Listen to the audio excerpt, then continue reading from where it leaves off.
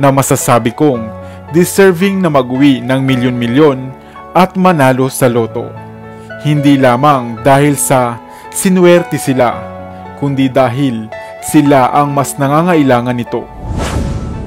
Ano nga kaya ang ginawa nila sa kanilang napanalunang halaga? Iyan ang tutunghayan natin ngayon. Kaya kung bago ka pa lamang sa ating channel, ay huwag mong kalimutan na pindutin ang subscribe button at ang notification bell upang lagi kang updated sa aking mga bagong uploads.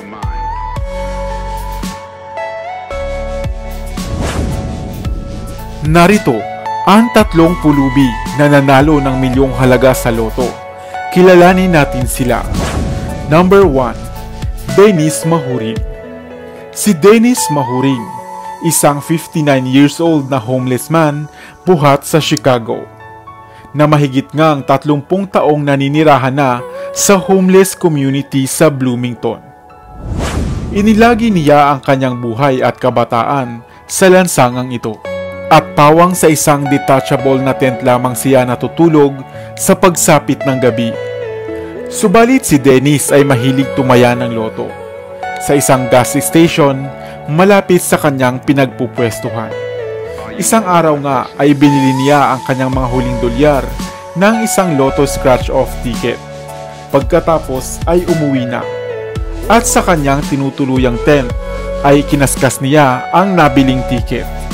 At nang siya nga ay magbalik sa gas station at idiniklara ng clerk na siya ay nagwagi, labis-labis ang kanyang kagalakan.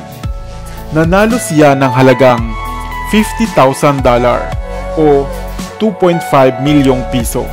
Ayon kay Dennis, bibigyan niya ang lahat ng mga pulubi doon at mga kasamahang naninirahan din sa kalye ng tigli 5,000 piso o $100 at saka bibili ng isang trailer home upang mayroon na siyang mas disenteng tutulugan. And all the guys camped out back there. I'm gonna give them each $100. Number 2. Diego B. December 19, 2018. Isang homeless man buhat sa Denver ang nagwagi ng $250,000 sa second chance Wonka Golden Ticket scratch card. Ayon kay Diego, napadpad siya sa Denver dahil sa paghahanap ng kapalaran at dahil na rin sa pagkabigo sa pag-ibig. Sa kanyang kotse siya natutulog araw-araw sa loob ng halos 1 taon. At dahil sa hindi siya pinalad na manalo sa unang pagkakataon, ay nagbaka sakali siya sa ikalawang draw na kung saan maging ang mga hindi pinalad na tickets ay maaari pa ring mapasama. Habang siya ay nasa trabaho ay sinurpresa nga siya ng lottery team, dala-dala ang kanyang napanalunang halaga. Ito na ang pinakamasayang Pasko para kay Diego upang makabili na ng matinong matutulugan at matitirahan at makapagsimula ng panibagong buhay. Number 3. Michael Engforce.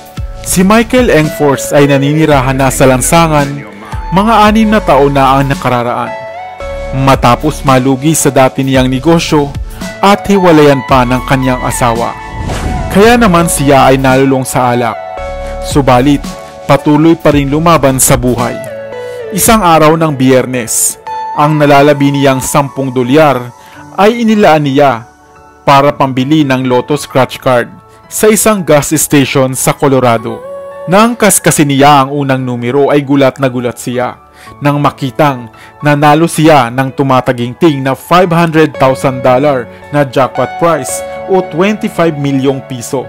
Subalit bago niya kunin ang napanalunang halaga ay minabuti niyang ilagi ang kanyang mga huling linggo bilang pulubi sa pagtulog sa sahig ng simbahan ng St. Mary Catholic Church na siya niyang naging tirahan sa loob ng 6 na taon. At bago niya gastusin ang napanalunan, ay nais niya ring makita muna ang kanyang anak na matagal na niyang hindi nakikita. Balak niyang tumulong sa mga kapuspalad rin at magsimulang muli sa buhay. Nakakatuwang isipin at makita na ang mga kagaya nila na sa kabila ng hirap na pinagdadaanan ay nananatiling matatag at hindi sumusuko sa buhay. At sa huli ay dinapuan pa nga ng magandang swerte. Ikaw, tumataya ka na ba sa loto? Naranasan mo na rin bang manalo ng anumang halaga? Sana ay may bago kang natutunan sa videong ito. Iwan ka naman ng comment sa comment section sa ibaba. I-like at i-share mo na rin para naman sa kaalaman ng iba.